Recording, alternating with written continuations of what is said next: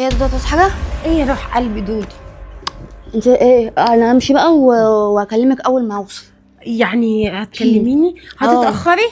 لا مش هتأخر، يعني هاجي على طول ما تقلقيش. خلاص ماشي، خلي بالك ماشي. على نفسك. هتوصل حاجة؟ وانت جايه كده هاتلنا شويه لب وسوداني كده عينيا حاضر ماشي. ماشي يا روح قلبي. ايه يا حبيبي؟ بقول لك يا حبيبتي، كان في فلوس انا كنت سايبها جوه على السرير، هي كانت فين؟ انا كده ما اعرفش حاجه، اختك هي اللي طب أنا كانت همشي عندك جوه. استني بس، اختك إيه؟ ايه اللي كانت جوه؟ هو مش سايب فلوس على انا السرير؟ ايه اللي هيدخل دخلت أختي الأوضة، أوضة النوم؟ اخدت بس المشط وطلعت. ما شفتش فلوس. ايوه ماشي، طب ما انت بتقولي كان في فلوس جوه وانا ما شفتهاش. هو انا سايبها على سريرنا مش في حته. ايوه ماشي، ما فيش حد غريب دخل البيت غير اختك. يعني ايه يعني يا دادي انت بتقولي ده؟ يعني انت المفروض اللي انت تشوفها كده في شنطه اختك. شنطة اختك؟ ايوه.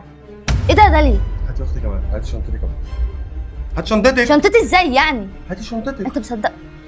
هاتي شنطتك.